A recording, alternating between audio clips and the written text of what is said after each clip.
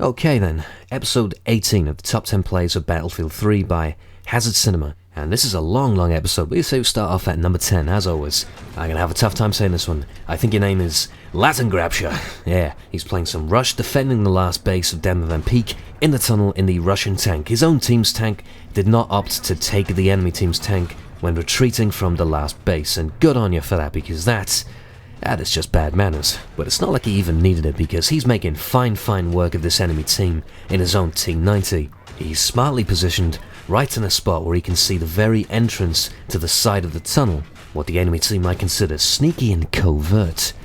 Oh, you could not be more wrong, because you've been caught red-handed trying to pull off a cheeky trespassing. As a result, that entire side of the tunnel is getting wiped, and someone over there is a busy medic. The only thing stopping that ticket count from plummeting is those bloody defibrillators. Number 9, 603 Matty, is the chopper gunner. He's playing some Wake Island Conquest, and he's in the Viper attack helicopter. And this pilot and gunner combo in this clip are going to give a demonstration of why you need to shoot down Viper helicopters. Because, pardon the spoilers, but you may already have guessed, there's a lot of death in this clip.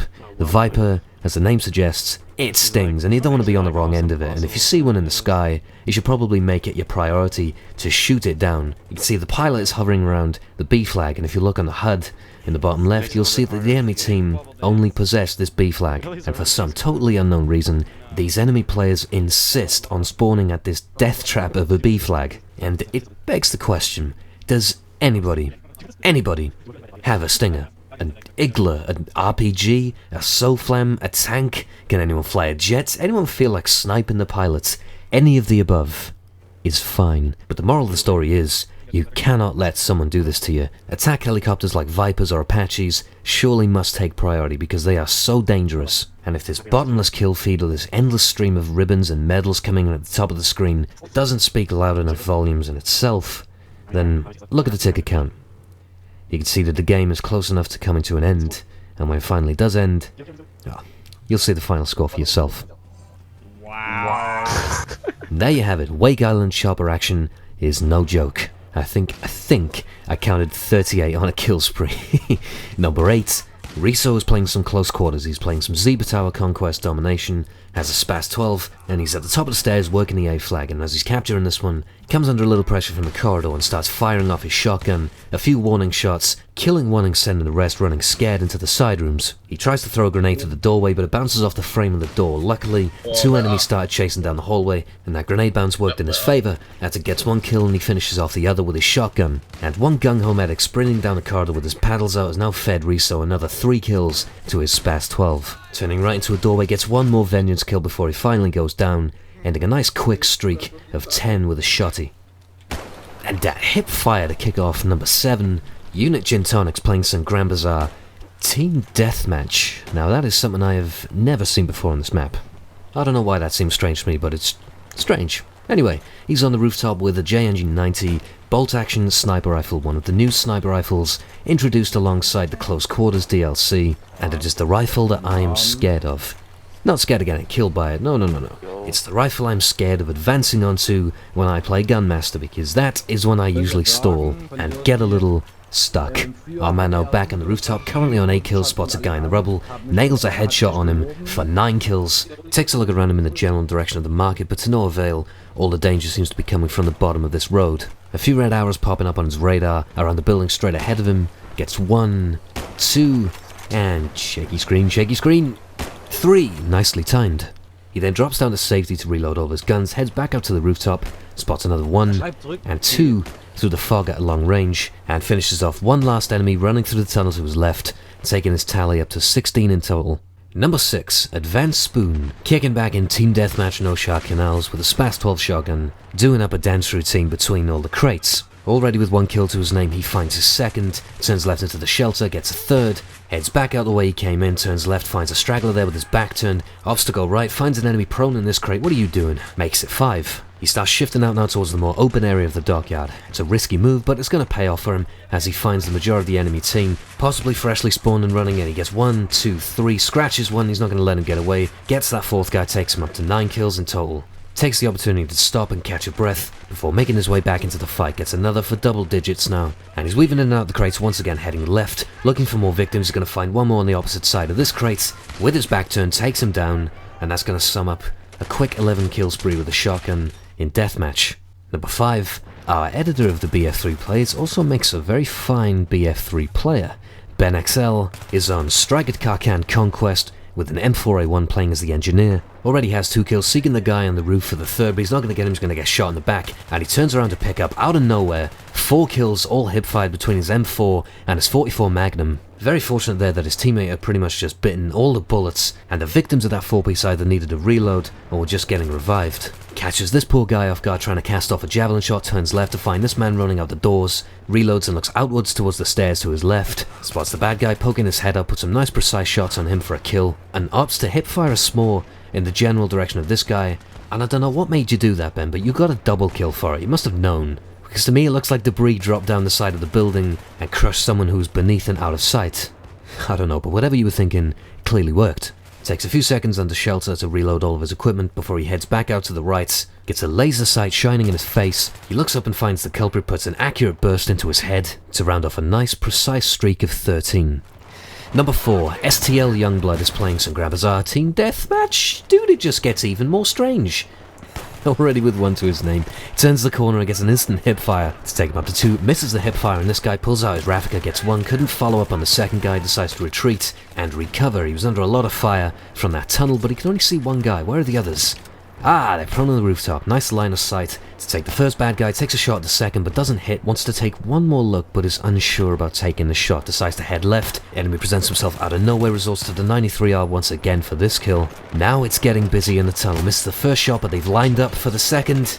Triple kill! 3 heads presenting themselves perfectly for 1 bullet to take them all down. Lovely 3-in-1 with the L96. Number 3, White Moose is playing Wake Island Rush, primarily with an SV98 sniper, but he's going to kick it off with his 44 Magnum and a cheeky knife. That's enough bipod LMG action for you, sunshine. Heads up the bank in the direction of the objectives, now with his SV98 in hand, and at long distance pings not 1, but 2 perfect lightning quick headshots. And looking up, the 2 self-lams on that embankment suggest a lot of counter-sniping's about to take place. So he's going to pick out a nice spot to perch up in and suppress the enemy team and protect his own team from getting endlessly picked off across the island by their snipers. And where he fails to land a headshot, he makes good use of the 1-2 punch, where if it happens that he hits a body shot, they're low enough that he can instantly switch to a sidearm and drop them with the Magnum. But with this enemy so caught out in the open, he decides to go all out until he drops him with the rifle alone. After reloading the mag to take him back to 10, pops a headshot, a near miss, but follows up with another headshot. So he's done a good job of holding them off so far. He's got 10 kills to his name, charges getting planted now by his teammates.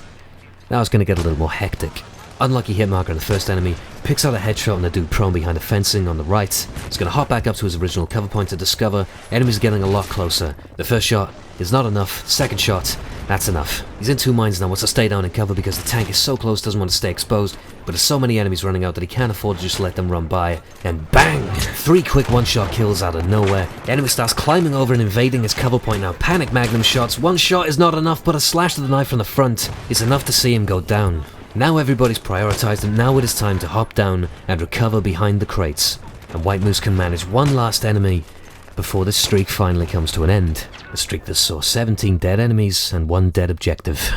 Number 2, ignore everything you see on the screen right now except the ticket count. They have 2 tickets left and Mongol FPS has his Humvee parked right up against the MCOM. They're now on 1 ticket, bomb gets planted, he hops back on the guns and starts shooting down anyone who comes within range of the bomb site. So far he's taken down 4, choppers coming in overhead, the bomb is still ticking, they have 0 tickets. If this gets defused, it's game over, but they're going to play on for another base. Still gunning down the bad guys and the Humvee gets another 2, hops out, gets this guy with the M416, but runs dry of bullets for the second dude, pulls out a tactical M9, finishes him off, decides not to reload but to change kits altogether. He's pulled out another support kit, this time with the Type 88 LMG, but after a quick double kill decides he doesn't want that, he wants the AK-74U, and he dies. But the medic is going to give him a second chance at this great streak. So now with this AK-74U in hand, he's going to make his way down to the second base, This engineer was packing RPGs, blows his way into the base through the wall with the rocket launcher, makes his way into the bomb site, pulls out a G18 to take out the enemy in the corner as the team get the bomb planted, and it's time to start defending. A few enemies trying to get around from the backside, gets shut down by the AK-74U, 2 down, runs back inside to make it a third, 1 on the bomb site now, he's taken out before he can defuse, that's 4, looks out towards the rock, another one trying to get in from behind, that's 5, and the bomb is taken. And no sooner had the first one gone down had the second had charges placed on it. But these guys are pretty determined to kill Mongol in this building. And after taking down another 2, he's completely by himself, no teammates around. He has to switch kits with this assault player he killed to heal up with med packs. And now he's wound up with an AK-74M with a perhaps undesirable scope on it. But that didn't stop him from getting a nice double kill with a pistol snipe to wrap up a third. 22-0 on the board. With the hope of maintaining that streak, he's making his way down to the third base. With the base jump off the cliff, parachuting in towards the warehouse. He wants to get A out of the way first, as it is surely the more difficult of the 2. He's immediately greeted with bullets and he's forced to recover in the corner with a med pack. And you should never, ever chase around a corner, especially in a corner as dark as the ones that the warehouse have on offer. And after 1 kill, he's already decided that the optic on this AK, far too long range for this warehouse combat. He's found a much more desirable M16 with a Cobra sight. A few enemies perched on the rooftop, gunning down those coming down on parachutes. Mongol gets one of them, gets a quick revive on his teammates, and picks out the killer for revenge. And one more enemy is still creeping on that rooftop, peeking his head out far enough to get himself shot. And at long last, he's made his way into the warehouse safely, spots one bad guy lurking in the corner at the top of the staircase, turns back around behind the crate towards the entrance, picks off another, but he needs to get another look at the MCOM. The bomb is still ticking, but there's a lot of enemies crowding around it, shooting back at him. He tries to run away, but he goes down to it. But his grenade gets one more bad guy, and it may well have saved the MCOM, and in his 3-base streak of 29-0. We come a long way to number 1. Mr. Assault is playing Damon Van Peek on Rush 2, but from a different perspective. He's on defense, and he's on the first base. He has no intention of letting this go past the first base, and he wants to uphold these intentions with the help of the M249 saw. And with 2 kills under his belt already, he has discovered the nest at the top of the rocks, and he's going to hip-fire them all to shit with a triple kill and an enemy squad eliminated. That's a big injection of points, but that's just the beginning, and given the nature of this episode, you can probably work out that he's a long way from finished. He's now dropped his M249, he's picked up an M27 IAR, Assault by name, but seemingly Support by nature, judging by the gun selection, but undoubtedly packing the killer intention of a man who would play Assault. Now with 7 kills to his name, he's gradually making his way up the hill, weeding them out one by one as they're all prone in between the rocks and in the grass, trying but certainly failing to make their way down to the base to plant objectives. Now with 10 kills, he's empty. He pulls out his pistol to drop this dude, and he couldn't have been short of bullets at a better time. He switches kit with the dude who was packing an M60. And while this M60 was far from a full mag itself, it certainly got enough left in it to take out 1, 2, 3, 4, and come on, 5 guys. That'll do, pig, that'll do. Making his way down, thinks about reloading, but decides, you know what? More urgent matters are at hand. We need some C4 for this Jeep. And 1 is plenty. But we'll throw down a second anyway, because we just love fireworks in Battlefield. And one of the few downsides about playing a support class is that the reloads can generally be described as big ass, so he's going to settle for an assault kit he finds on the ground. It's an M16A4. To his surprise, I'm sure. I think he tried to hold down the trigger thinking it was an M16A3, shot 1 burst, but it was sufficient to drop that guy with a hip fire. Probably the cheekiest kill of the whole damn play. And he's already made the quick substitution, opted for the AK-74M with a red dot sight, an assault rifle with tremendous damage over distance, as displayed with this quick, precise double kill across the hill. And he almost made it a triple kill, a couple of hit markers on the third guy before he needed to reload, decided it was best not to stick around and try and finish him off, moved down for more kills elsewhere. And to think this streak started when the enemies had 74 tickets, and now there are 18, 17, 16... Another double kill to end this outstanding streak for number 1 by Mr. Assault of 25 kills. Lads, that was episode 18. Hope you enjoyed. Thank you for watching, and goodbye for now.